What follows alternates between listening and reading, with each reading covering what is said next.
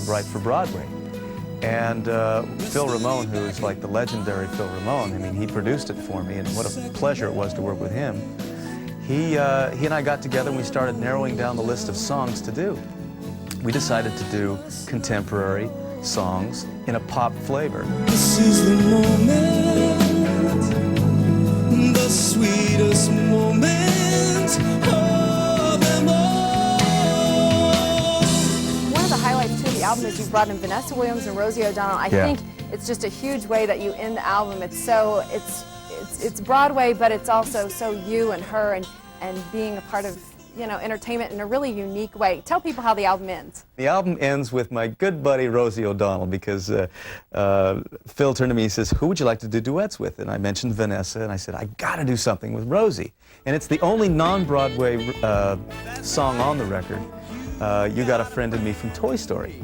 So I called her up and I said, I'd love to be able to do this song with you. And she said, yes, I'd love to.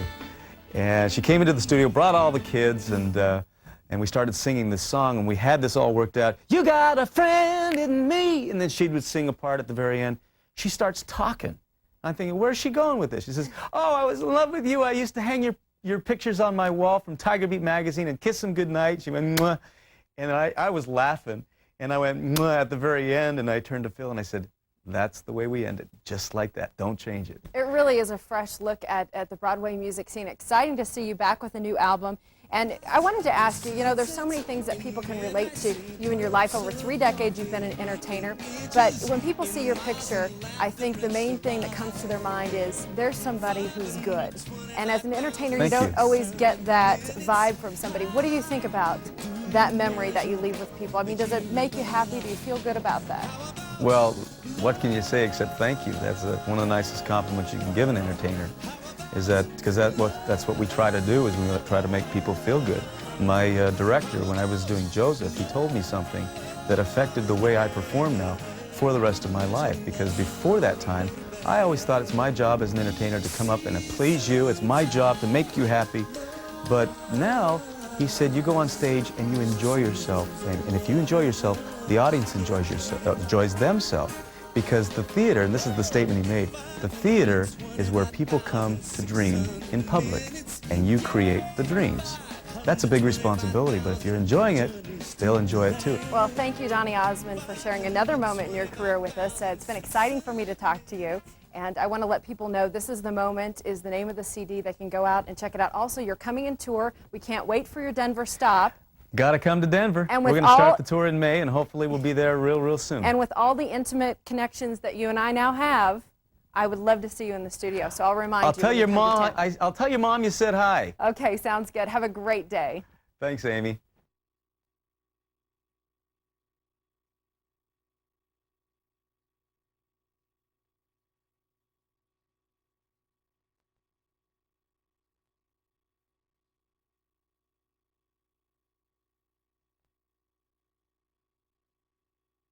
Reinvention. If entertainers can master it, they become legendary. The rock band Bon Jovi has done it. From topping charts in the 80s to success in their solo careers, they are back in a very big way for 2001. Lead guitar for Bon Jovi. He's toured the world several times over and has collected 68 gold and platinum albums. Not to mention, he oozes with coolness. Good morning to Richie Zambora. How are you? Great to talk to you. Very good this morning. Extremely thrilled to be able to talk to you. Can't believe it. You guys are back after 5 years with a brand new album, Crush. What does it feel like? It feels phenomenal. I mean, we got nominated for a couple Grammys with this record, and we've done about half the tour so far. Which, you know, obviously this concert DVD is out right now. It's going to be shown on Fox Family Channel on the 13th, and we're going to go back on the road in March 15th and for another 50 shows. So things are going phenomenal. You're on tour right now, but take us back into the studio. What was it like getting back together? Did you feel that reinvention pressure, or was it more like a reunion for you guys? You know, we just wanted to make a record that was kind of true to what the spirit of the band. I think, you know, there's a lot of bands out there that never find their stylistic voice, you know. And Bon Jovi was lucky enough to be able to do that, you know, as a band. And it was kind of easy. It was like kind of comfortable shoes, you know what I mean? It was kind of easy. Do you guys ever goof off? I mean, you've been together so long. Always. We always goof off. That's a part of being a rock and roll star. It's a great job. You should try it sometime. Well, we love to hear your music, and I'm sure that the fans are just delighted. I mean, the success of the album already proves that, but what's it like for you on stage? What is different about the audiences from the 80s till now? Well, you know, I think that what's happening is that there's like second generation Bon Jovi fans now. You know what I mean? There's a lot of people that grew up with us, and they dug us when they were teenagers in the 80s, and now they're, you know, grown up, and then now their kids are digging it, or there's a lot of young people in our audiences now all over the world. So that's kind of a cool thing. Like a new fan base. I know you've toured over the years many places. These days, does your family come along on the road with you? Sure, yeah, as much as possible. Yeah, absolutely. Valentine's Day is just around the corner. You got everything set? Everything's set. Everything's set. Would you Yeah. would you share a Valentine's Day memory with us? We all love your beautiful wife, Heather Locklear, as A well. Valentine's Day memory. Oh, I don't know. We have a lot of good times, my wife and I. It seems like they're all kind of running together at the moment, but yeah, we're doing very well. By the way, your hair looks absolutely fabulous. Oh God, thanks. Have a great day, and thanks for the interview. You too.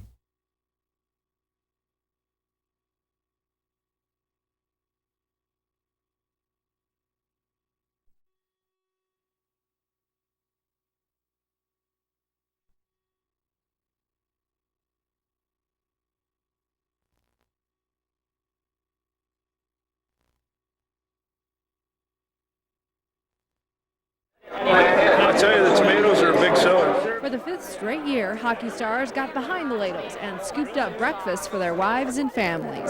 French toast souffle. Their big hearts are really no surprise. They've got a reputation for being generous when it comes to charity, even getting up early on a weekend for a good cause. But what kind of training have these players been doing at home? We asked the Avs better halves. Do the Avs cook at home? No, I cook a little bit. He picks up. Actually, John's an awesome barbecuer. He's got lots of time in the summer, so he does that a lot, and he makes great pasta. French toast, definitely the best. What do the Avs like to eat for breakfast? He doesn't eat breakfast often, but if he does, he likes steak and eggs. He likes bacon and eggs, eggs Benedicts, stuff like that. Fruit Loops actually is one of his big favorites. Oh, he likes crepes, so kind of pancakey things. Sweet tooth boy. Ice cream would be good for breakfast. And finally, would the Avs better halves serve those players breakfast in bed? Absolutely. I'll make him breakfast in bed if he brings home the cup.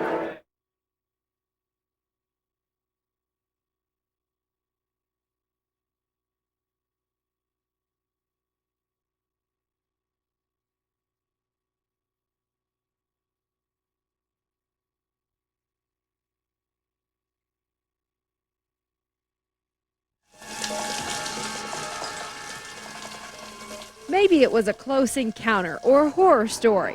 Perhaps your coworkers played tricks on you. It could even be Hollywood's fault. But fear of spiders is common. Some people deliberately come here to get over their fear of spiders, their arachnophobia that they have. The Critter Cabana is a harmonious sanctuary where phobias are conquered daily. Curator John Watts, owner of 17 pet tarantulas, is on hand to help. They're basically harmless. I mean, the venom is no stronger than a bee sting. But even so, they rarely even bite.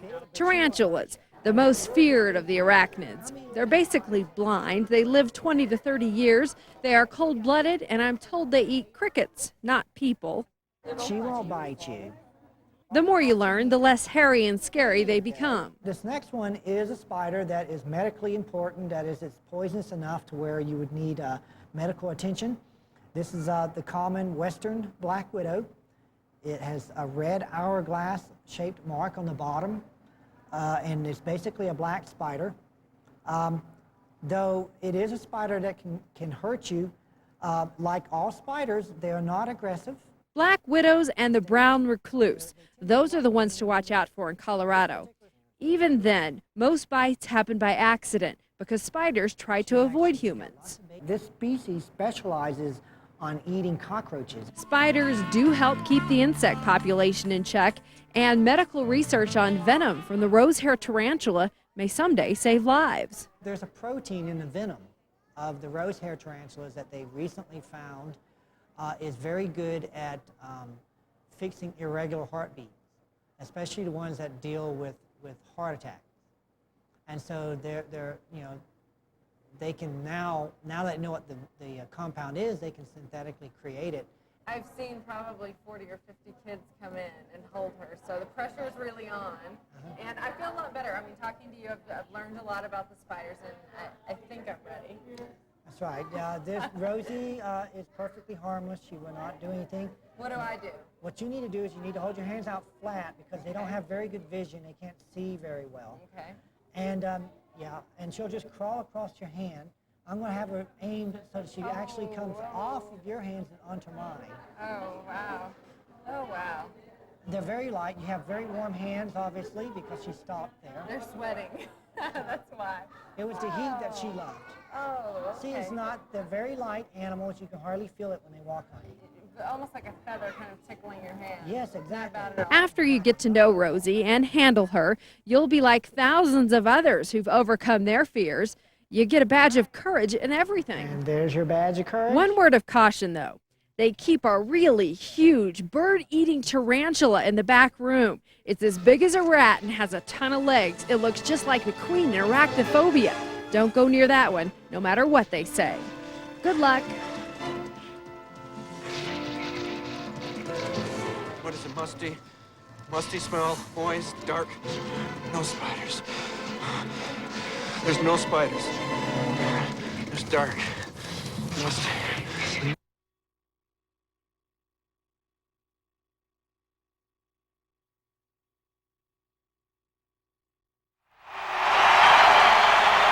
Colorado Rapids player Ross Pauley masters more than just goals on the field. We really started dating around the 11th grade. He's celebrating 8 years with his Valentine. Ross and Lori became friends in the 8th grade. They both played soccer in school, and even while attending separate colleges, they stayed close. I knew right after I became a Colorado Rapid that I thought it was time to ask her to marry me. Yes. About a year ago, their baby girl Jordan was born. It was a new kind of excitement for a relationship already filled with tons of emotion. I think that's has a lot to do with our relationship because there's so many emotions. The Pauleys attribute their stability and lasting relationship to love, built, of course, on a firm foundation. Because we really got to know each other before we started dating. So, remind your Valentine, starting as friends is a great beginning. Then you can mix in a few relationship secrets. Communication, really. I mean, that's the most important thing. And trust. And trust, respect. I mean, those are the three things that, I mean, really make a relationship happen. And before you know it, you're on track to having a sugar-sweet Valentine's Day story of your own.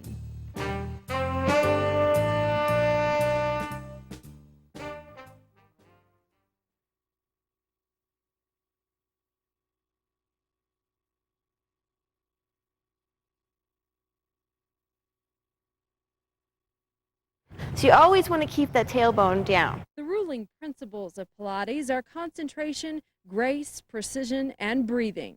Take an inhale and an exhale. Switch to the other side. Pilates instructor Lisa McCartney teaches at Greenwood Athletic Club. She says it's not that hard to catch on, but it's not the easiest exercise either.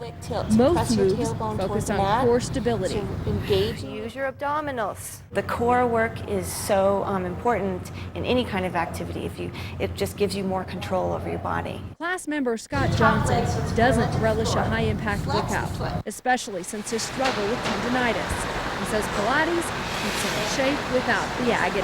I'm not the sort of person who runs or who is disciplined about exercise normally, and I had to find something that I enjoyed doing and yet gave me the results I was after. So press your tailbone back more, this way. No, I just feel fortunate that I found it because I have so much more mobility than I had before. Let's move back into the other room. Pilates can be done on mats or machines. This 55-minute class is split between methods. Class member Laura Bearden has been doing Pilates just 6 months, but she's already talking it up. I couldn't lift my right arm more than 45 degrees, and now that's completely resolved after only 6 months. I wasn't expecting that. We'll use that exhale. It will strengthen you and it'll make you more flexible. It'll improve your posture. It'll help your injuries. It'll keep you from getting injuries. Whoever said no pain, no gain. Yeah, that's Totally, they hadn't tried Pilates. This simple, effective workout is refreshing and even fun. As for results, it must be catching on for a reason. Very good. We're done.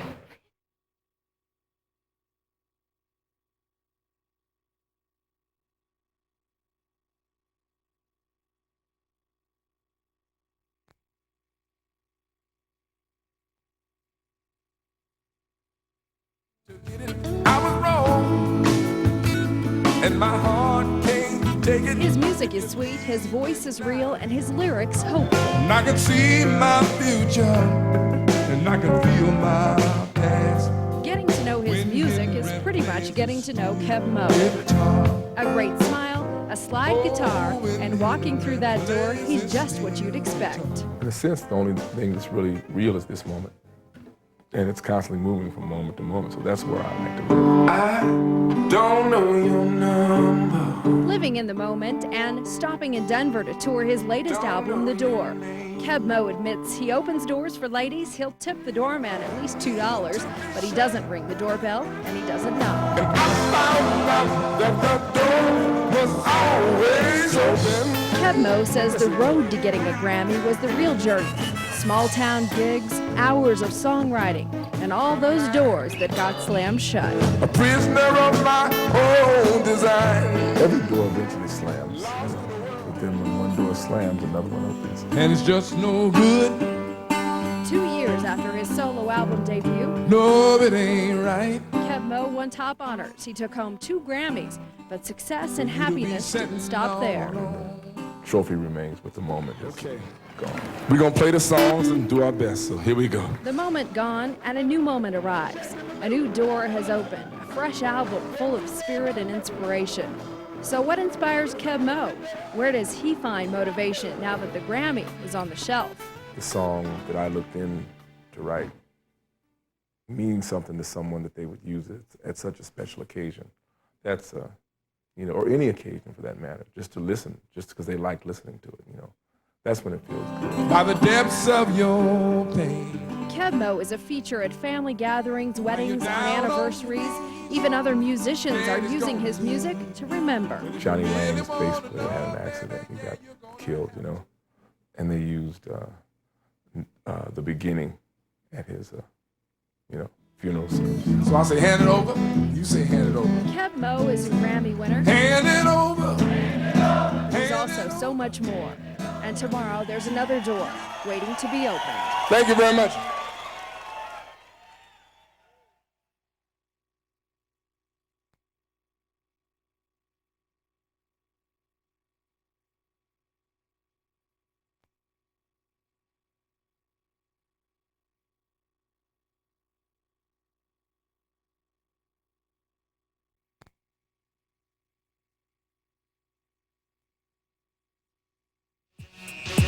Y'all gonna make me lose my mind. Up in here, up in here. Number 41, James Posey. He averages 8 points a game as a star forward for the Denver Nuggets. Posey to the hole. For all those jams, he's got legs of steel and an amazing vertical leap. In fact, it's about the height of his strength training. Perfect height for me to stretch him. Look at this, man. Get in there, perfect height like this, man. James doesn't feel intimidated by me. Okay, let's go, my man. Meet Steve Hess, head strength coach for Denver's pro basketball team. Today's strength training workout is legs. James is the ultimate basketball athlete. Gets up quick, he's strong, he's agile, moves very well. But I got to make sure that I don't put too much size on him to slow him down. Keep going, buddy. 3 more, bust him out. Now, the weight is largely dependent on a couple of things. Firstly, the position you play is huge, okay? How many minutes you get, what you're trying to do, what your function is, and what the coaches require. Okay, my man, let's go. The two biggest problems we find is lower back, okay, and the other one is knees. Attacking the vulnerable areas head-on requires a balanced leg workout. 4, 3, 2 up, 6, good, 4 more. From leg press to quad curls, the goals are both building strength and staying healthy. The guy's chiseled, he's steel. Hess says stretching in between sets helps minimize soreness and keeps the muscles flexible. Without a doubt, he's definitely one of the hardest workers on and off the court. One, perfect. Back on the machines, form is another training tip, controlling the weights both on the way up and the way down. The other thing we do a lot of is eccentric loading. That's what basketball's all about. The other thing, when you're a basketball player, if you're striving to be in the NBA, if you're a taller guy, just be aware that your joints are real big. So you got to do things with perfect form. Hess takes players through different routines depending on the time of year it is. He calls it phase training, changing the reps and weights when the players are in full season. Every single player has their own program. The program is designed according to their position, according to the individual goals, according to coaches' goals, and according to their specific expectations. Nick has never done power moves, doesn't like power moves, so I designed a program which includes more close chain type stuff, some open chain but no power moves, and we do a lot of core stability. Antonio, we spend 20 minutes every game. Yeah, pushing, go. Hess agrees it helps when a pro athlete has a pro strength trainer, but weekend warriors can take on the gym just like the pros, remembering focus, form, and not forgetting to supplement with balance. You can go out and try to achieve your goals as best you can. But on the way, enjoy the ride. Great workout. And that is all we got time for, folks.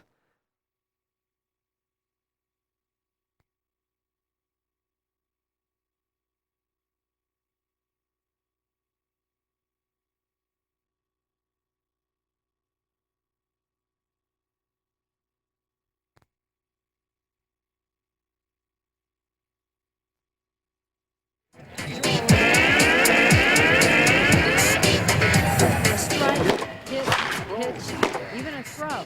It all takes power, which comes from training.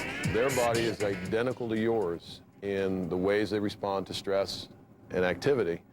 In the same ways that you implement it in your local gym is exactly the same way here. Trainer Brad Andrus oversees the Colorado Rockies. He says strength training with pro athletes really isn't that different than walking into a local gym. They battle with the same things of not wanting to come through this door and train because they want to sleep in. This exercise... Today, Andrus trains with pitcher Jerry DiPoto. They are working on shoulder strength. They feel the discomfort of weight training, which is what usually causes most people to stop. His secret is keeping the workout simple. Andrus says the most basic principle is tension, no matter if it's free weights or the machines. It's not the device, it's how they do the device. Now, when you get somebody and you do the equal regimen, whether it's 3 sets or 5 sets, on machine or free weight, you are going to get, if you're following the principles of overload, pretty much the similar result. When it comes to baseball, every position on the field benefits from strength training. When you see a ball come off the bat, that ball is a reflection of the total energy generated by the whole system. It's not just one area. Now, the weight that Jerry is using is 5 pounds. Now, immediately everyone sort of questions the effectiveness of 5 pounds. It's not the amount of weight that you're using here, it's being able to do it with good form. Andrus says 2 to 3 sets of 15 repetitions will max out the muscle. The most important aspect is how you do it. You want to go up, pause at the top, and then you want to emphasize the lowering or the eccentric movement. Rotator cuff injuries are problems on the professional field as well as for weekend warriors. Andrus says a series of simple shoulder exercises can make all the difference. He's going to cut it at 45 degrees. And he's going to go with thumbs up. People who play softball or baseball on the weekends, 1 or 2 sets, 3 sets of 15 throughout the course of the week has some of the best, I guess, preventative measures you can do. Andrus trains all the Colorado Rockies with simple, preventive routines. It works for the pros, and chances are good it will work for you.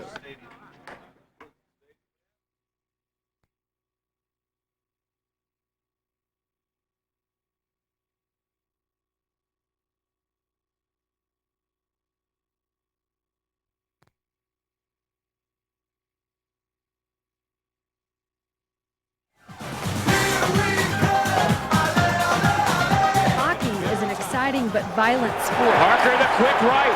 Where it pays to be big Down and by a strong. goal. Drives the shot.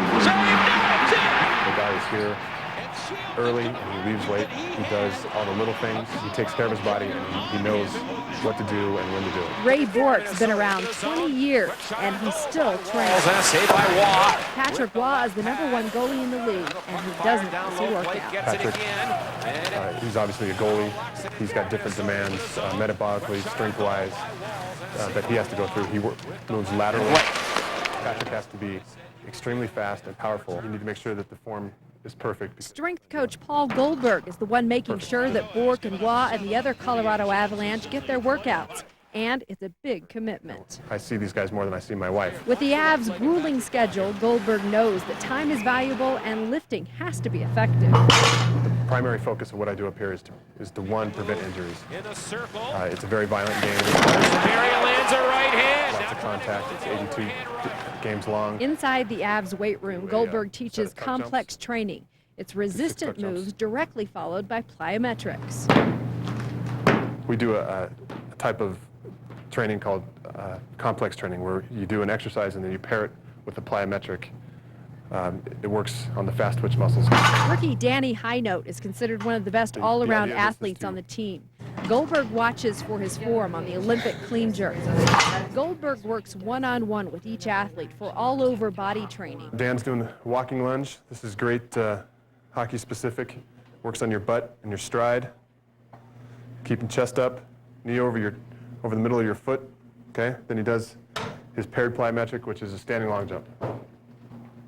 The Avs' #1 area for injury is the groin. Rookie Rick Barry works on injury prevention with core stability exercises. Working on ankle strength, balance.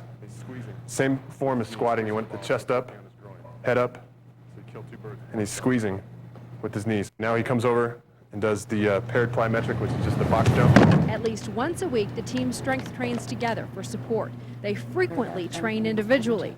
Goldberg believes success on the ice takes commitment in the gym. Everything that I've seen this team do is to win the cup. You know, they're committed for everything. They're always on time. I never see fines given out. They're always on time. They always do the right thing. Okay, hockey is hardly the same as working 9 to 5 at the office. But Goldberg says the same commitment that it takes to go for the Stanley Cup could be used by those of us training for the Tour of Life.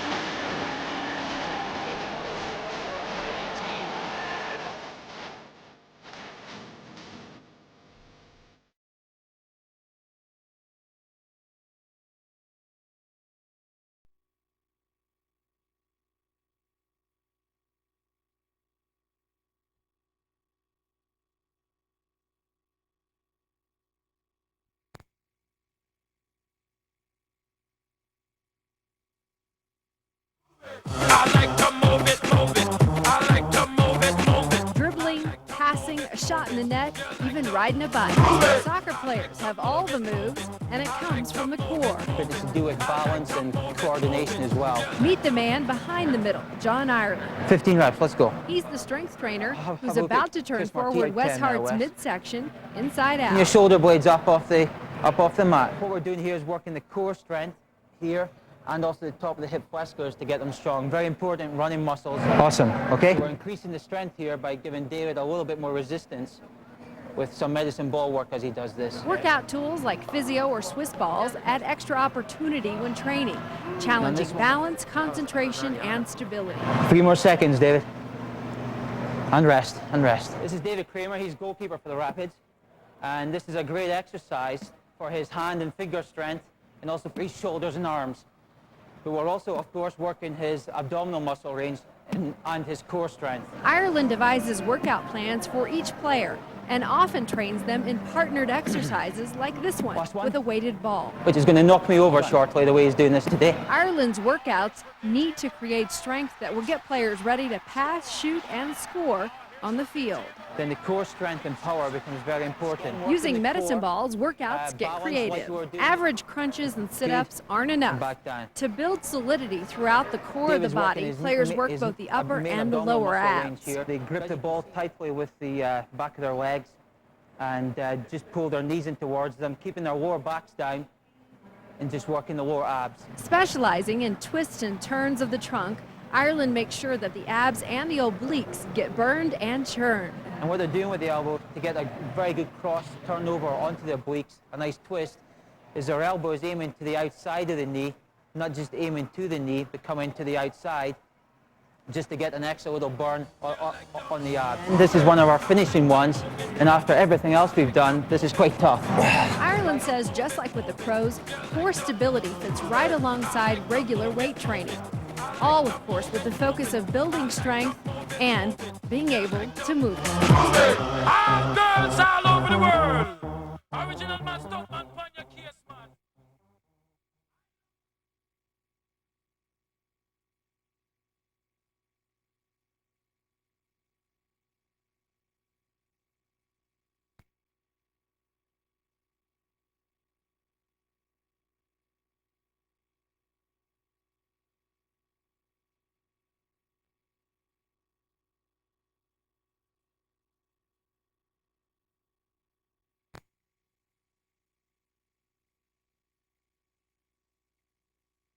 Going down there. Right side McCaffrey with the leap beams catch. Smith's going to be inside, blasted out of bounds. Greasy fakes the pitch and hit before he can get rid of the football. The interceptor, Romanowski. On the field, pro football is about strength and power. And Gary is blasted. Being lean and mean during the game comes from players being focused and in control off the field. He's knocked down right there. Get your feet about shoulder width apart. Strength trainer Rich Tootin demonstrates the most important power lift in football, the safety squat. Head up, shoulders up, we're going to go down. Parallel squat, push straight up.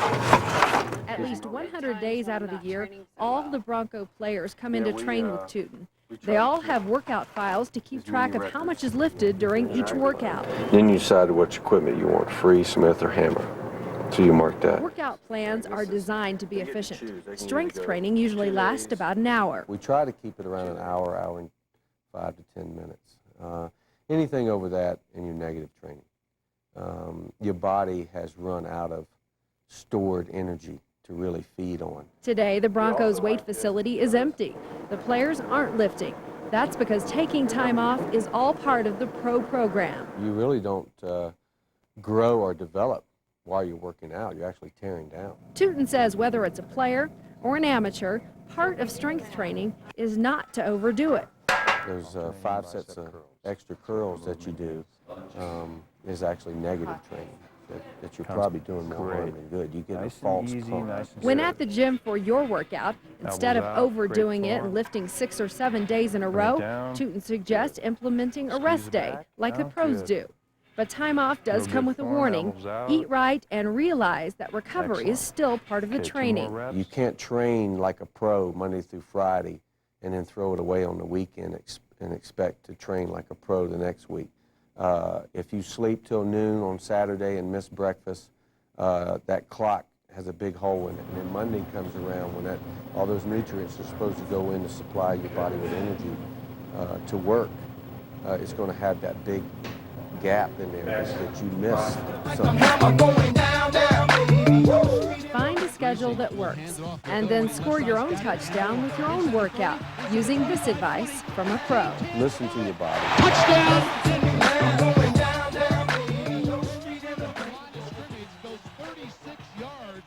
Orlando Thomas with a missed tackle.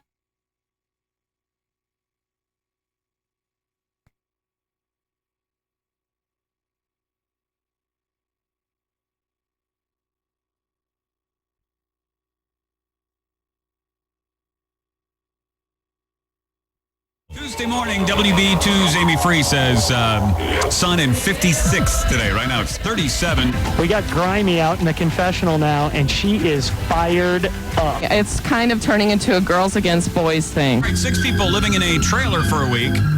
6 Greg and Bo Alice listeners eating nothing but pork rinds, whole kernel corn, and drinking only root beer. This is entirely for immunity. Okay. And shall we begin? We'll give them 106 seconds on the clock. Ready? In 3, 2, 1, go.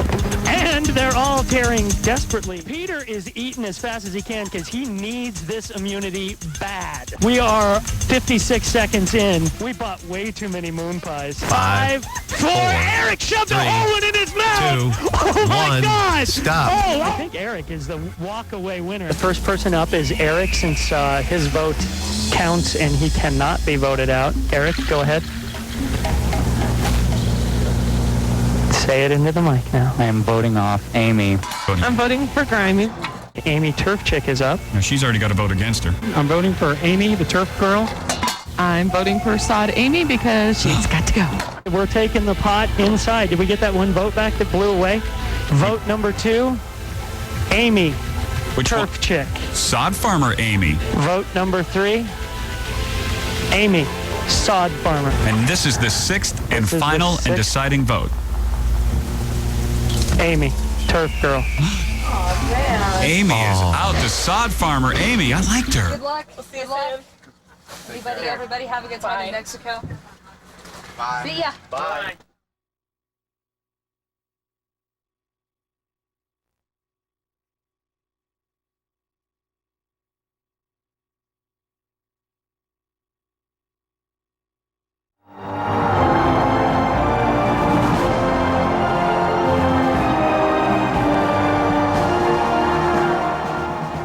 I moved to Alexandria about 5 years ago. Screenplay writer Gregory Allen Howard moved to Alexandria, where the real story of the Titans football team took place. Tonight, we got Hayfield. Like all the other schools in this conference, they're all white. What attracted me to the story in the first place was I've never heard of a high school football team integrating a city. I don't care if you're orange, red, black, white, or blue. Let's go right now. Howard researched the story and turned it into a Hollywood script. From the beginning, he was inspired, but Tinseltown was not impressed. I wrote the script without being paid at first. It was referred to as a spec script. And the reason I did that is because everybody rejected it. No, it's not fun anymore, not even a little bit. Howard worried that the story that had changed a town forever might never get made. My agent sent it out and tried to sell it, and it tanked again, and every studio passed on it. And the only reason the movie got made is because Jerry Bruckheimer is the only producer in town who was interested in it. We're going to change the way we run. We're going to change the way we tackle. We're going to change the way we win. Through filmmaking magic, the script survived, and Academy Award nominee Denzel Washington led the cast. If we don't come together right now on this hollow ground, we too will be destroyed. A story was brought to dramatic context, and as the movie is released on DVD, more of the true story comes out. I almost saw what I was afraid of. You'll even see the real players who came to the set. So you'll see the player, the real player who's now 40 years old, and then the player who played him in the movie. I know football. It's almost entirely true. What you did with those boys. You were the right man for the job, Coach. Your Hall of Fame in my book.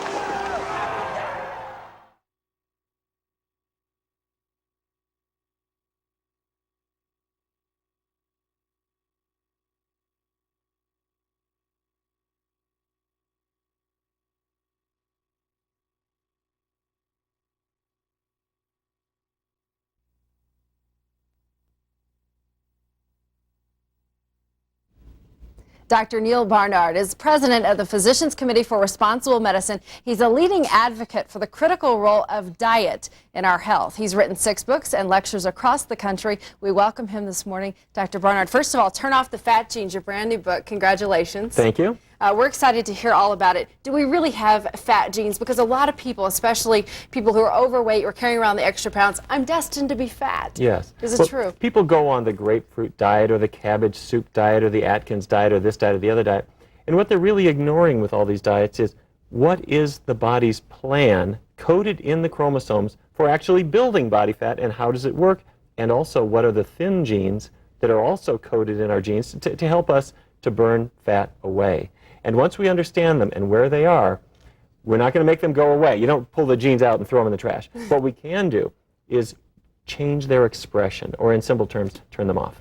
Now, in your book, there's a lot of medical research, scientific foundings. It's a very interesting book, but you come up with 5 things that kind of evaluate your fat genes. Tell us what those 5 things are. We have genes for taste. You remember when George Bush was in the White House, he said, "I hate broccoli." Right. There is a gene that makes people sensitive to bitter foods, and that's what he had. There is a gene for appetite that actually helps us to control our appetite, but it can be affected by foods too.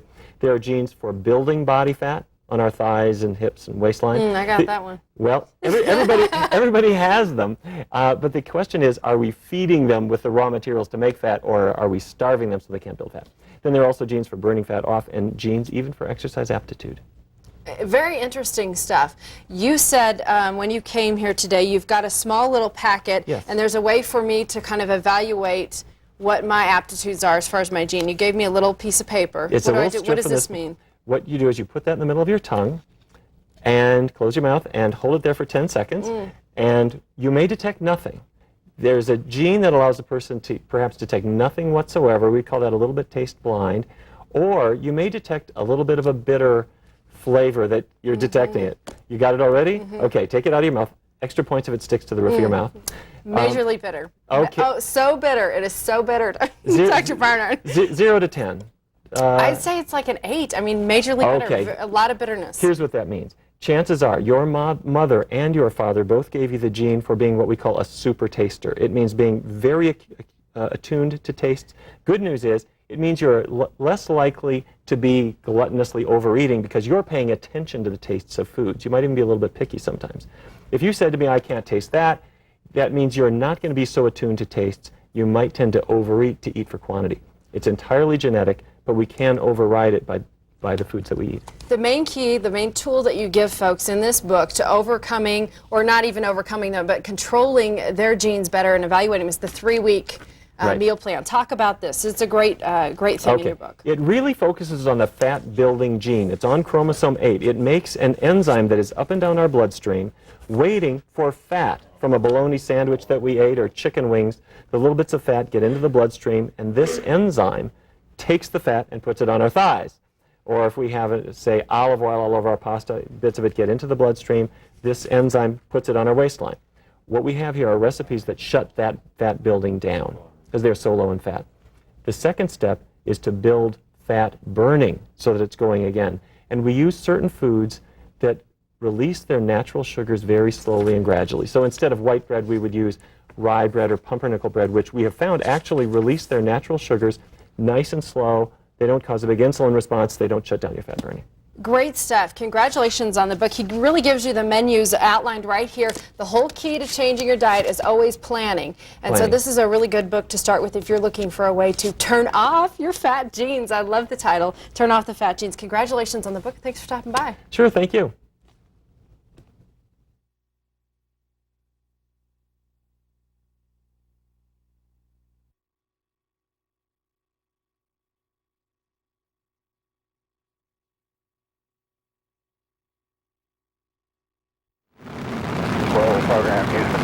Outlast temperature regulation was first developed for the NASA space program. Houston is now controlling the From space to the heavenly Rocky Mountains, even to the extremes of Borneo's latest eco-challenge. A Boulder-based company is behind the technology that can keep a body's temperature in check in almost any circumstance. Typically, it's not seen. Outlast is a microencapsulated phase change material that stores or gives off heat as the body needs it, keeping temperature regulated as close to 98 degrees as possible. The Outlast product is woven into clothes. What this product does is actually buffers the swing in temperature, so you stay closer to your core body temperature, your comfortable body temperature. So it has a variety of end uses. Year-round. According to Outlast CEO George Cattermole, he says from mountain skiing in the cold temperatures to rappelling in the middle of summer, technology has made it possible to control the body's temperature. It works in the winter where it keeps the body warmer by giving temperature back to the body when the body starts to cool, but also works in the summer by keeping the body within that buffered temperature so you sweat less. Inside a temperature chamber in Boulder, Colorado, Outlast products are tested for effectiveness. One person is dressed in standard insulation, the other wearing Outlast gear. Both simulate hiking in cold conditions. What we actually have is wires that are attached to various locations on their body, front and back, where we're recording skin temperatures and then also temperatures of the garment itself. But the unique thing with the chamber is that we can control the environment specifically, so that when one subject wears the Outlast product and the next time that they come in and wear the control products, it's exactly the same. So it's a fair comparison of the products side by side. Testing of Outlast technology shows standard insulation 10 times thicker is still not as effective and loses heat faster than Outlast. The technology is in Bori helmets, Gordini gloves, hardcore jackets, and new testing shows that when put in boots, Outlast regulates temperature so well, there's less sweat. Our product in boots will reduce sweat by up to 45%, 44%. In that test, the range was averaged about 16%. Outlast is perhaps another tool on the technology belt that may encourage more rookies to test the waters of extreme sports and make it a little more comfortable when you try those out of the ordinary outdoors experiences.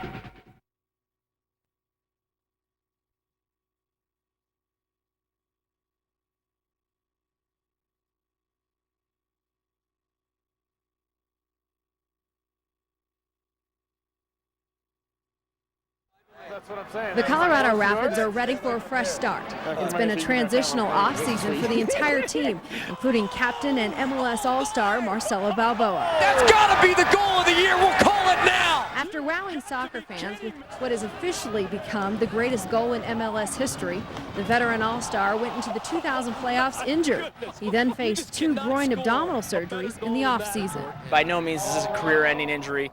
The surgical procedure that they do now, they're seeing a success rate of about 99% return to the previous level of activity after 1 year. Marcelo Balboa will go in. In the Rapids' 2001 season opener, Balboa came on the field late. In the 80th minute, he played an unusual up-front position. When I get healthy, then the coach will decide where to put me, but it's either going to be in the back in the defense or defensive midfield. But it was nice to be able to go up front and just run around a little bit. Balboa's there and heads it over top. This is fun, especially when you've been out for so long. It's been 6 months. Thank you very much. Stay healthy. I'm going to try. Well, that's what they want him in there for. Fans geared up for this season can rest assured Balboa is on the road to recovery, but no guarantees how much time the soccer star will see in the home opener against the Metro Stars. We're going to see how he does this week in training, see how he reacts to the increased levels of stress and competition. There's a jump ball here. After 6 months of rehab, Balboa says he's focused on a strong return to the field and looking forward to, you guessed it, riding the bike. You have got to be kidding me! Amy Free, WB2 News.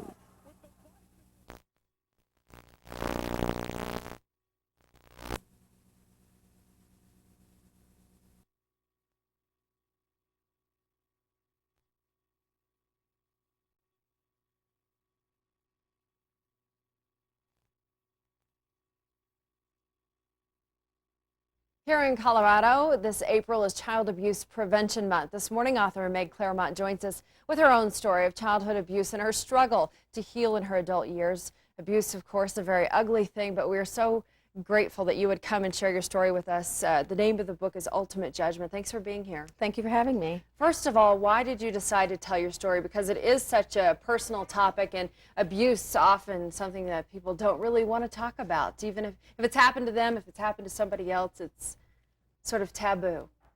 Well, I decided to write the book because there's a lot of abuse going on, a lot of child abuse. And if someone, even if I just help one person, come out and say, well, yes, this is happening to me, it was well worth it. Tell us about your story. Well, Donald Solomon, the man that abused me, had an 18-year affair with my mom, Patricia Solomon, and she stood by and watched as he abused me, and she said to do that because that's the way to do things. She wasn't there the whole time, but quite a few times. And it started when I was 4 till I was 27 years old. He said, daddies and daughters are supposed to do this. Don't tell anyone. It's our little secret, because if you do, bad things will happen to you. You'll burn in hell. I'll send you back to poverty in South America, Guyana, where I lived for 12 years. And because when he met my mother, we were very poor. And so he just showered her with gifts, gave her everything. So I had the world, the weight of the world and mom on my shoulders. So I did as he said to do every day. And then I had to be so many different people, you know, after that was done, go home and smile and say, hey, you know, I'm back. I cooked, I cleaned, you know, did all the laundry, did everything they asked me to do. And, you know, he just said, you're a little nigger girl, you're a pickaninny, and you have to do as I say because I'm rich, white, and powerful. And no one will ever believe you anyway. And really, the story of your book, it brings to pass what he said. A lot of people did question you, even your own family members, your brother and your mother. And how did that affect you when you finally had the courage to come forward and everybody didn't believe you? Well, Mother knew it was true. She was there. So even the priest that testified said the truth shall be told. He testified, you know, for me, though he didn't want to, but he did, and because she went to him and told him that it was happening. My brother, you know, the same thing. He was on my side because it did happen to him. Then he withdrew. He went over to Pat's side because she kind of bought him over on her side.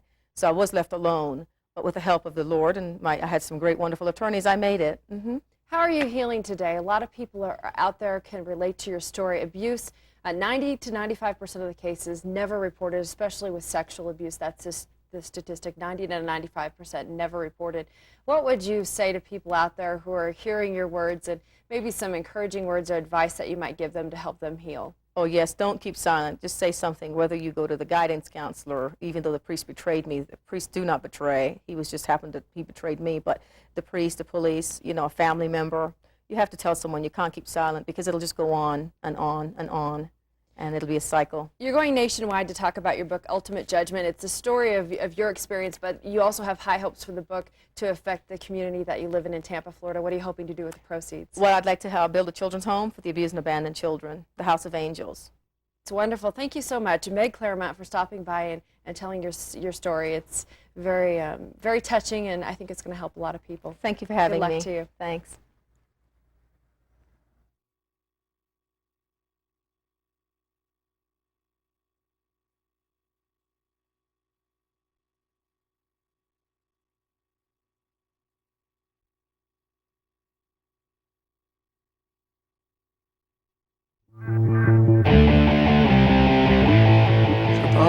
Yeah, moron. I ordered a cheese sandwich and there's hardly any cheese in here.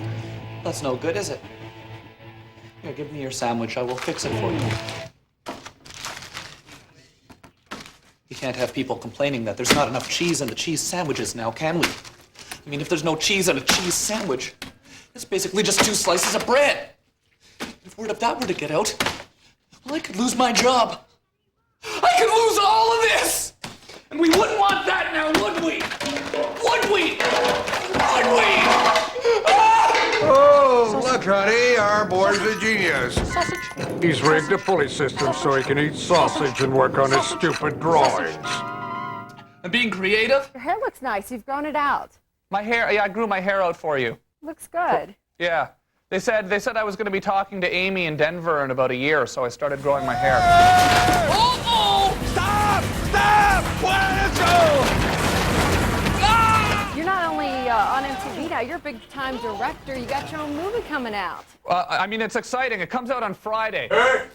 I can walk backwards fast as you can. I can walk backwards fast as you can. I'm the backwards man, the backwards man. I can walk backwards fast as you can. I'm the backwards man, the backwards man. Backwards man, the backwards man. When you were on the set directing, what was it like? Did you fire anybody, or? I never actually did fire anyone. No. Did you have to get bossy, or what was it like? I don't really. Charge? No, I didn't really like to do that. I just like to make sure that there was sort of enough, pus on the umbilical cord and stuff like that, That's always important. If you know what I'm talking about. You always got to make sure there's enough pus on the umbilical cord. We do that all the time here on the morning news, actually. Yeah, that's the kind of thing that I felt my responsibility was in Freddy Got Fingered. We've been following your career for quite some time I sort now. of ran a check on bodily fluids throughout the production. Oh, do we have enough bodily fluid on this particular set piece? And then I would go over and maybe sometimes paint a little extra bodily fluid on, say, on the deer carcass or on the umbilical cord or the bloody baby. Oh, there's not enough strawberry jam and ricotta cheese on the bloody baby. Could we go get a little bit of that on there? I was wondering, because sometimes I wondered what Hollywood directors do. Yeah, it's a Hollywood. It's Hollywood, Yeah. Hollywood. Nice blue eyes. My goodness, I've never noticed them. Jeez, you're making me uncomfortable. Oh, Tom. Oh, you know. Hey, speaking of flowers and great green eyes, you've caught yourself quite a babe. A secret wedding to Drew Barrymore's no longer a secret. Very exciting. No longer really a exciting. secret. I'm a lucky guy. I'm a really lucky man. Yeah, I got lucky with that one for sure. Just got married. You shock a lot of people. Does your wife ever shock you? No, she doesn't really shock me too much. No, we just sort of hang out and eat soup mostly. We have a big soup eating thing that we do every Wednesday. We go eat a different type of soup that we've never had before. Next week is minestrone, so I'm looking forward to that. Good. I bet she really was a support and a help to you, kind of nurse you back to health after your health problems. That's true. That was really nice. I mean, it's scary, you know, when you get cancer and stuff. It's nice to have someone there for you. Tom, your parents must be proud. Yeah, I don't know. They're glad I moved away. Because I lived in Canada and then I moved away to Los Angeles, California. So they're glad about that. They're happy. They're proud that I'm far away from them. What do you do when you're nervous, being nervous about this big movie coming out? You know, I mean, I tend to get I tend to get nervous, you know, about things. I eat a lot of grilled cheese. All right. Last thing for Sometimes I'll hide behind ladders when I'm nervous. You are so entertaining. We love you so much, Tom Green. A final thing for us, if you would do it. A promotion. I'm behind the ladder. I'm behind the ladder. A promotion for our sports department. Okay. Can you Colorado Avalanche. There you go. Peace out, Tom. Have a good one.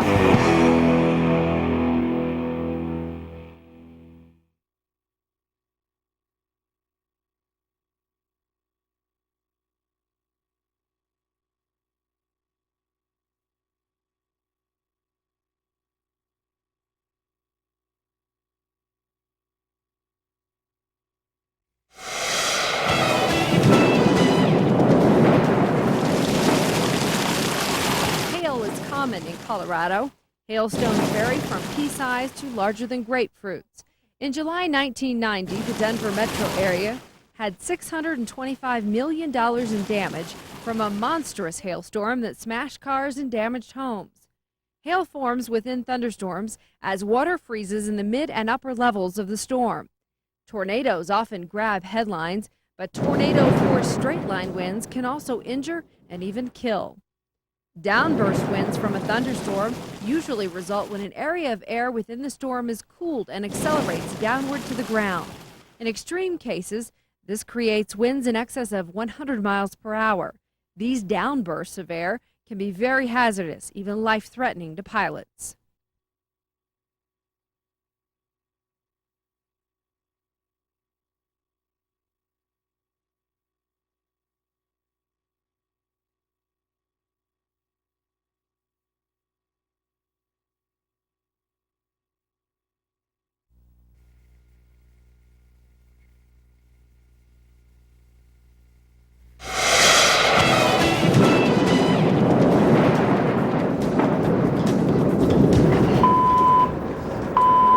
It's a familiar sight and sound to anyone who lives in Colorado, but what does it mean? A weather watch means severe weather could happen, but what should you do? Develop a disaster plan. If you're inside, look for a safe room in your home.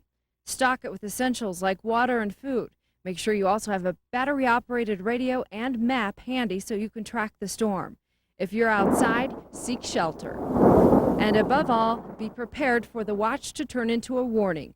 A weather warning means severe weather has been spotted in your area and it's time for you to take cover.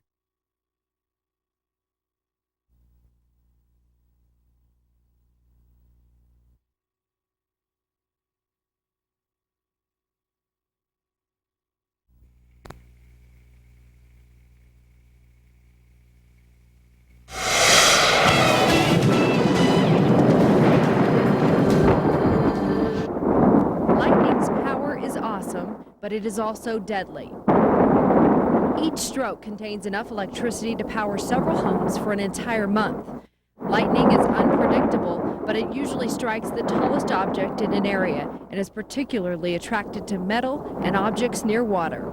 It's important to keep your distance from thunderstorms. Lightning can strike the ground up to 10 miles away from a storm. If you're caught outside when lightning threatens, try to get inside. If you can't find shelter, find a low spot and make yourself as small a target as possible. Amy Freeze, WB2 News.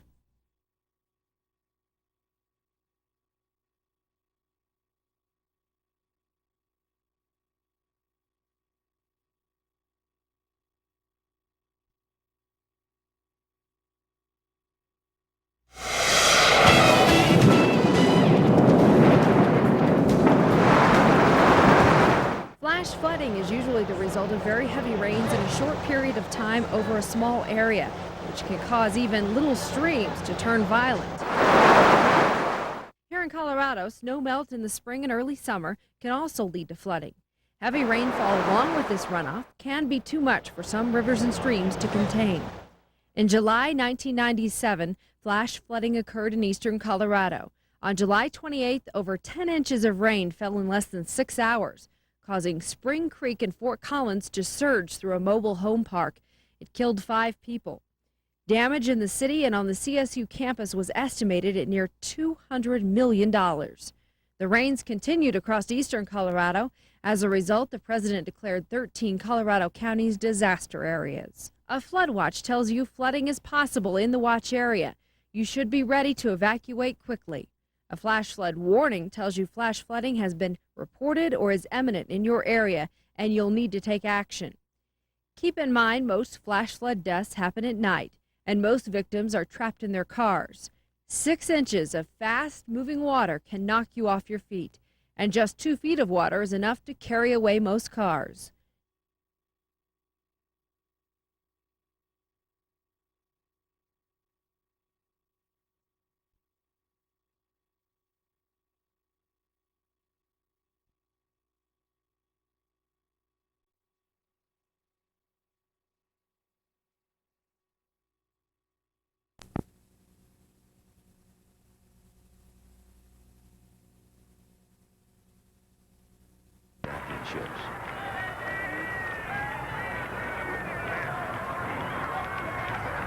Yeah, there's a stat on Larry Walker that I'd like to talk about.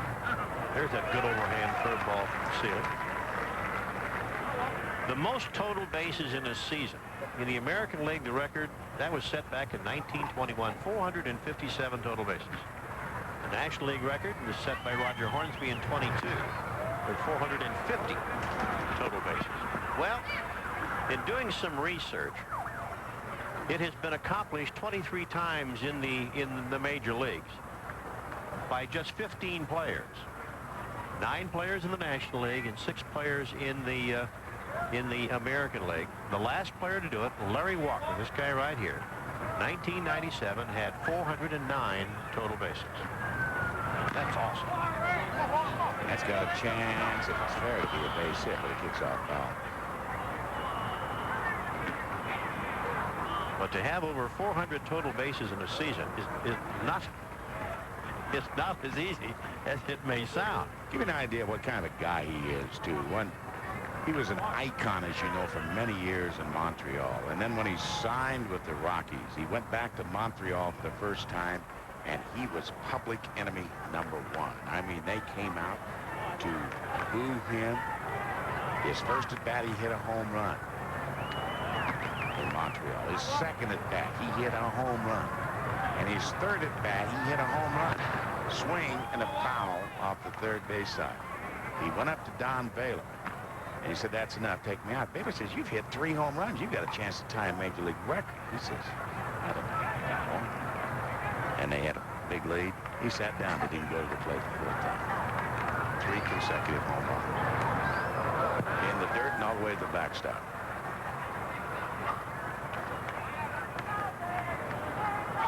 Just a heck of a guy. And he's a good defensive outfielder as well. And he has a very good throwing arm.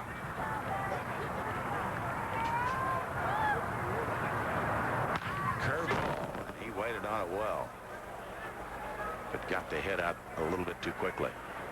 That's that hanging breaking ball. That's the curveball that we have mentioned and pointed out that kind of rolls up to the plate.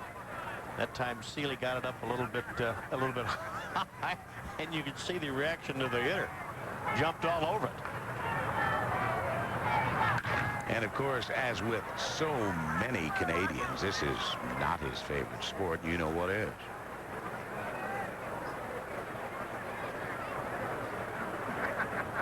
Two and two.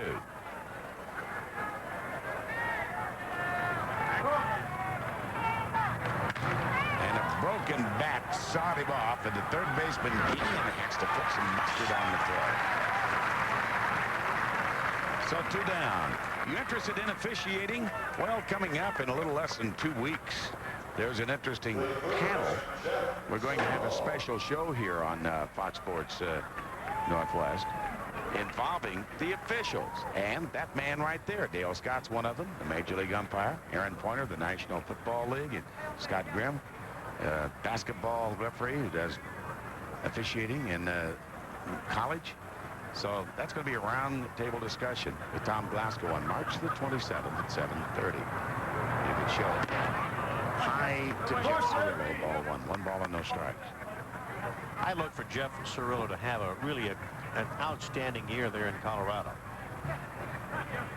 Playing in a ballpark in which the ball carries extremely well. Cirillo, 15 home runs last year. He'll hit 20, 25 this year. That's going to go for extra bases. Over to dig it out is Javier, and Jeff Cirillo has the second hit. Ironically, both of them being doubles. Just fair inside the bag.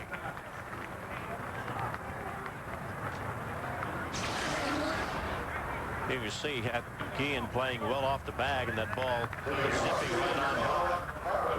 And so Cirillo with a 1-out double.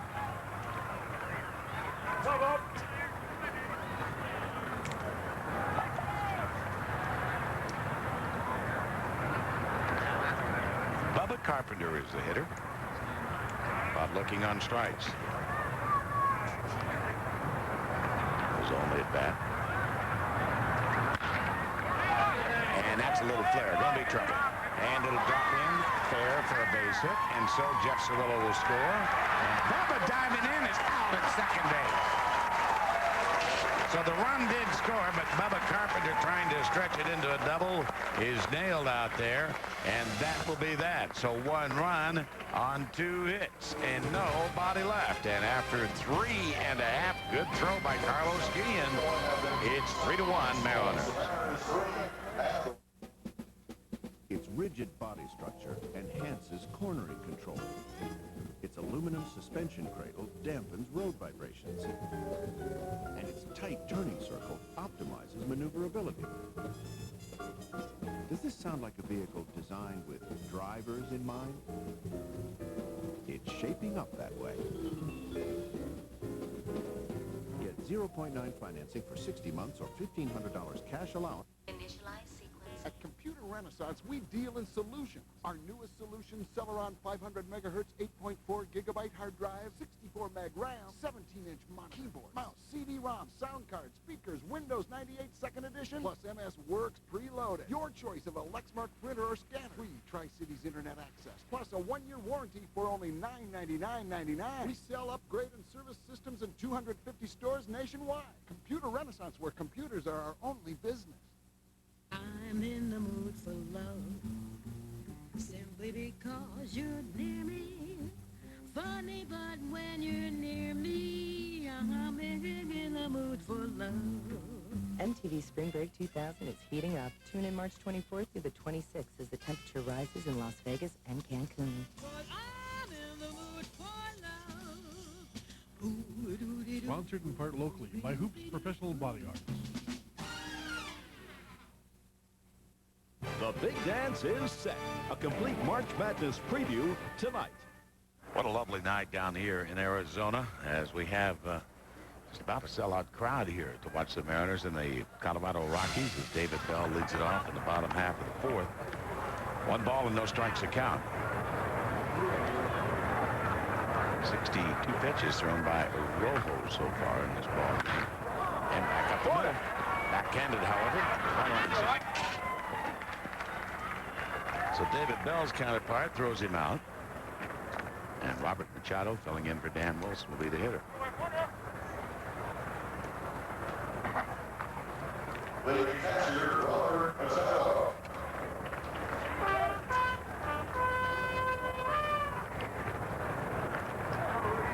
Tom Lampkin, of course, hurt his knee and had arthroscopic knee surgery on the 1st of March. That was 2 weeks ago. 2 weeks ago today. It's inside, and he has been rehabbing, and it's been an amazing story. He, in another week, wants to get back into action. And he is such a hard worker, swing and a miss. He is going to be the backup catcher to Dan Wilson, and says definitely he will be ready by opening day. Robert Machado, an invitee to camp. Doesn't really figure in the equation. Joe Oliver, the veteran catcher, is also in camp. Easy out. As Machado is the second out in the inning, and that'll bring up Charles Gibson, the shortstop. Say if you're looking for an easy way to enjoy Mariners baseball at beautiful Safeco Field, the Mariners have a deal for you. It's the all-new 15-game plan. There are 5 of them. 5 affordable packages from which to choose. And with your 15-gamer, you'll also have the opportunity to purchase tickets to exciting bonus games, such as opening day and fan appreciation night, and great matchups against the Yankees and the Dodgers and the Rangers or the Indians. Representatives are available right now, so call 206-346-4001. Charles Gibson has a strike on him and almost another, but he lays off the pitch outside. 1 ball and 1 strike. Did you hear about Randy Johnson today? No. Big unit. Breaking ball down low and inside. Gave up 11 runs today. 8 of them in 1 inning.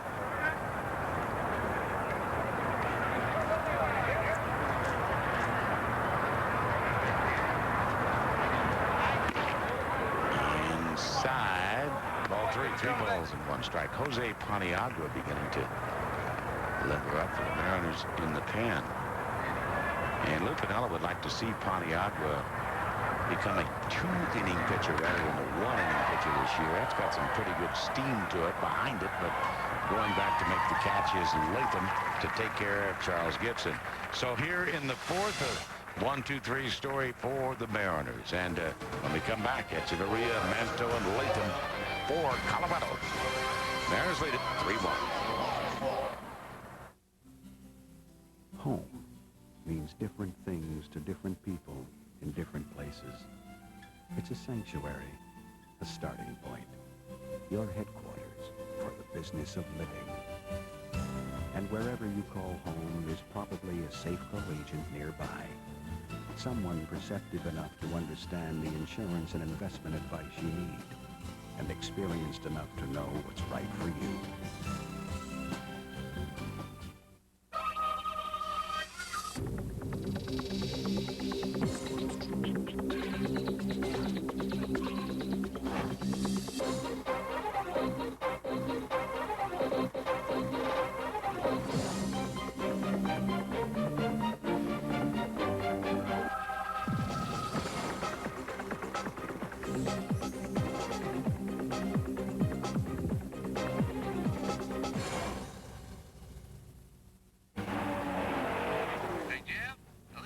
Right here, buddy. It's icy cold and tasting great. Now, come on, Jeff, you tell me, is there anybody in this world who deserves this here Pepsi more than you?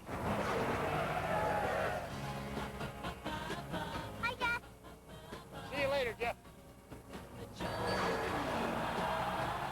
that's what I call motivation. I don't know where she came from. Don't worry, Jeff. There's always Daytona. This is Jim Rome. It's night on The Last Word. More March Madness with Utah's Rick Majerus and 2-time national champ Denny Crum of Louisville. Outstanding. 11:30 tonight on Fox Sports Net. Northwest Sports tonight. Weeknights at 7 on Fox Sports Net. Tom Glasgow with your U.S. West update. Grapefruit League action from Florida. Mets taking on the Dodgers. Edgardo Alfonso, the Fonz, with a 2-run blast for the Mets. And it ends in a 6-6 tie. Mariners leading the Rockies 3-1 as we go to the fifth inning of play on this beautiful evening down here in Peoria, Arizona. Right now it's time for our Fox Facts, brought to you by Dodge. Counting last spring and this spring, look at Carlos Guillen. He has been phenomenal. He, this time last year, was at second base. Now he's at third base, but he's got that 386 average in the spring. 23 RBIs, 35 hits last spring was a Mariners record. And he's having another fine spring. Let's just hope that he can stay healthy all year long. You know, that's one of the things that Lou Piniella wants to do is put him over at third base to get him away from the second base bag, where might avoid a few injuries. They'd like to see what kind of numbers this young man could put up if he stays healthy all year long, and I think he's going to put up some good ones. Looks like he was born over there, Ron, the way he's been playing it too. Well, he came up as a shortstop, as you well know, and if you can play shortstop, you can play anywhere in the infield. Good athletes obviously end up at shortstop, and certainly when you put Guillen over at second, he looked like he got to be very comfortable over there. Now stuck him over at third base, and he's done a very good job for Lou down there so far.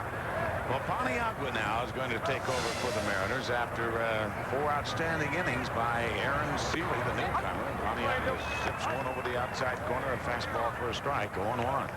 Well, you can see the numbers on Paniagua last year. The one thing that Lou would like to see Paniagua do, and that is try to get a little bit better command of his fastball. He's got a very good fastball, but sometimes he has a tendency to fall behind a lot of hitters when he gets out in front like he is right here. Strike two. Angel Echeverria is the hitter. Yeah, well, when he gets out in front of hitters, he can be tough to hit. His problem is when he falls behind hitters, and that's just about the case with any pitcher that goes out there behind. Fall behind hitters, hitters have the advantage.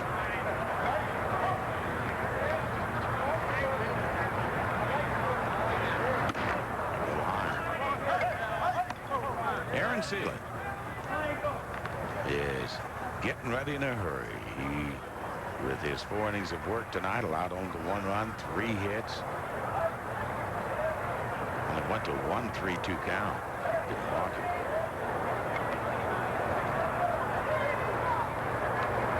Echeverria nudged one back to the mound.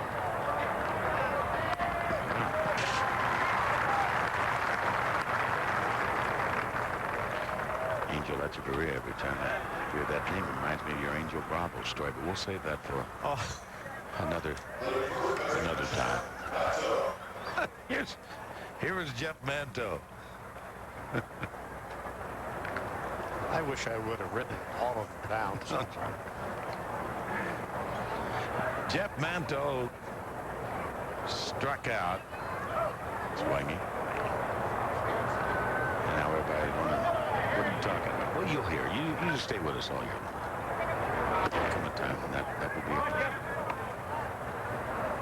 1 ball and no strikes.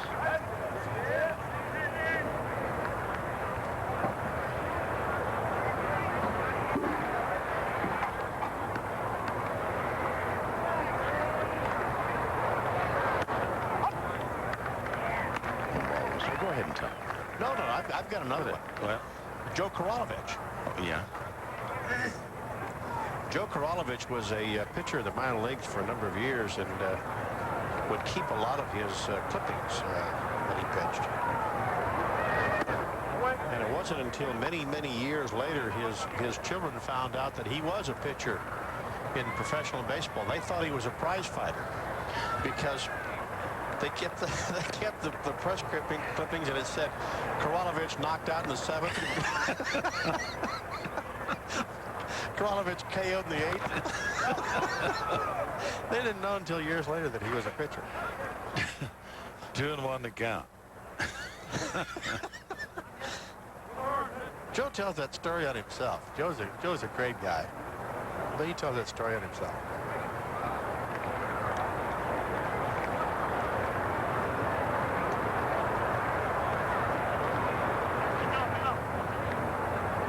On Jeff Manto.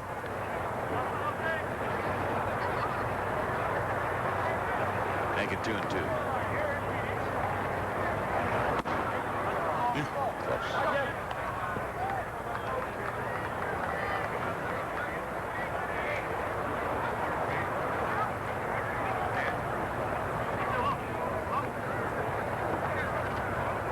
So with a count full now.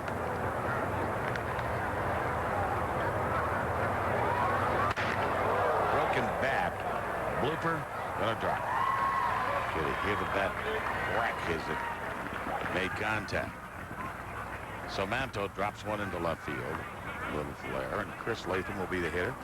He also broke his bat. Splintered his bat. Doubled by John Mabry in the third inning against Aaron Seeley.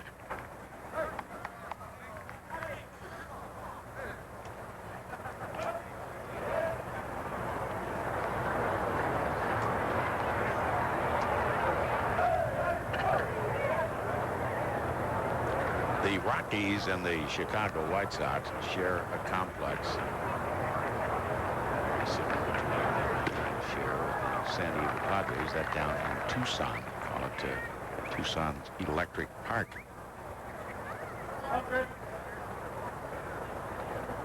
Don't get much better training facility than the one they have right here in Peoria.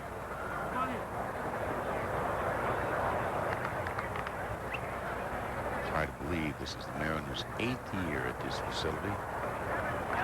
They were here one year, but they never played a game here. They traveled all year long.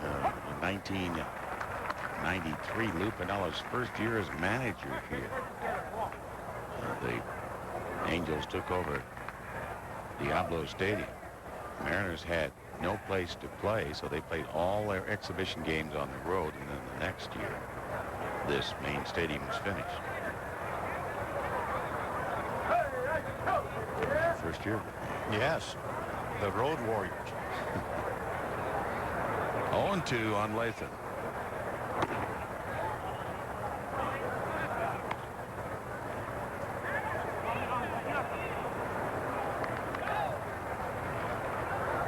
San Diego Padres logo.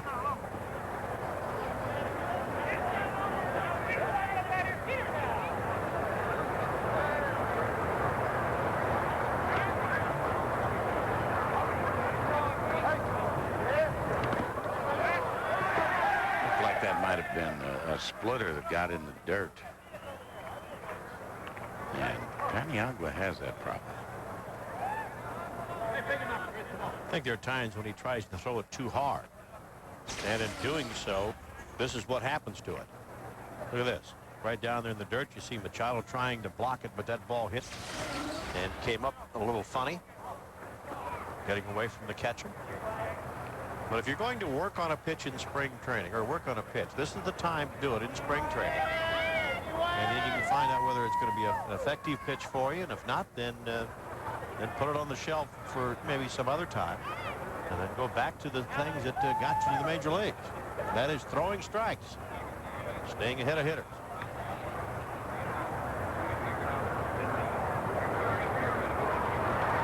And another one. He's working over Machado. So on 2 wild pitches, Machado ends up at third base.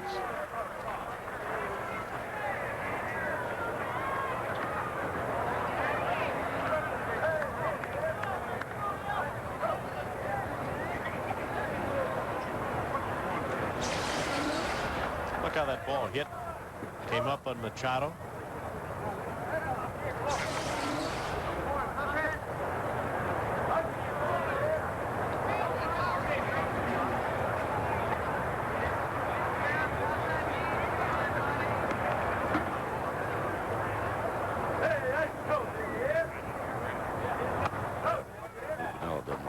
He had 2 strikes on Latham, then he ended up walking him and 2 of them wild pitches that moved the runner from first to third. So that'll bring up Scott Service, the catcher. Okay, that brings up a question. That is, you know, you only have so many jobs available down there in the bullpen. And this is the first year that Lou has more pitchers than there are jobs available. So you know you're reaching that point in spring training where all of a sudden now the front office and the coaching staff, they're taking a little bit sharper look at your performance. You know, so they still got 8 pitchers to cut. Yeah, I know it. And so they're starting to look now at performance. That ball is hit deep into left center field, and Cameron going back, way back to the track, to the wall, and that ball is off the face of the wall. So Manto's going to score, and Latham's going to score standing up. And we got a new ball game. That ball really stung by Scott Serves. We are tied at 3-3.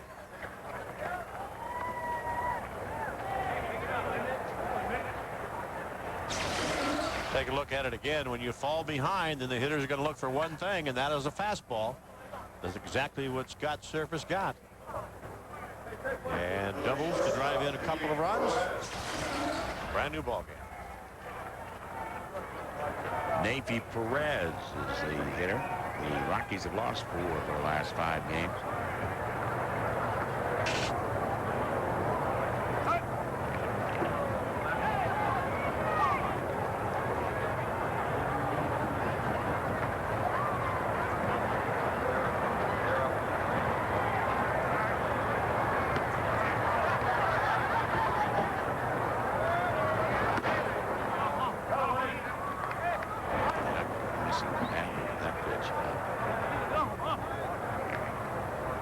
Talking about one of the coaches that the Mariners have, their minor league system, a guy that's been around baseball for so many years, Cal McLish.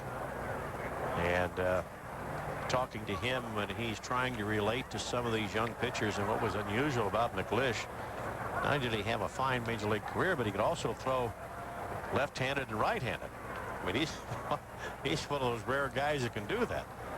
And you know, Cal, in his very simple way in talking to some of these young pitchers, of saying there comes a point in the ball game where the pitcher just has to outperform the hitter. And that's just about where Paniagua is right now. Now, Paniagua has a great arm, but it's time for you to put that good arm to work and make it perform for you and throw the ball over the plate. There's something on it. Well, he's going to do that. He misses. 2-0.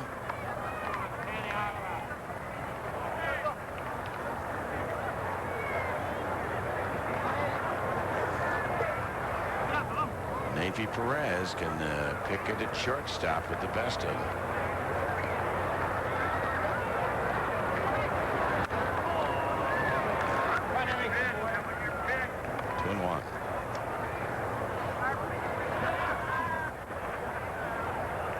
Perez, 24 years of age, and hit .280 last year with the Rockies.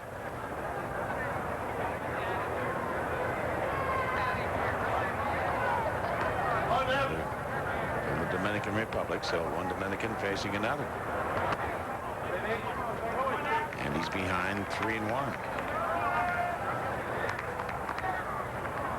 Now here's where hitters have an advantage. Navy Perez now can afford to give up a strike. So why don't you look for a ball that you can hit the best? Why don't you just look for the fastball?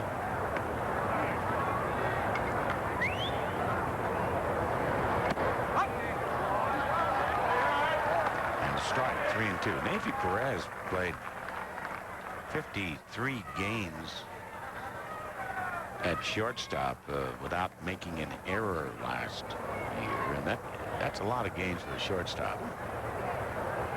Third full count this inning of the 4 batters for Mr. Paniagua. And that's a base hit. Just kind of threw his bat at the ball at a ground third. Scott Service, and the throw coming back in, and just like that, the Rockies take the lead as Navy Perez, nice easy little swing, gets the job done. Still only one man down, and here comes Mike Lancey. You're talking about staying ahead of the hitters. Paniagua faced Echeverria, was ahead the count, and got him to tap out easily. Since then, he's behind in every count. Yeah. Can't pitch like that. Can't pitch like that. You can get away with it at times, but don't rely upon it all the time.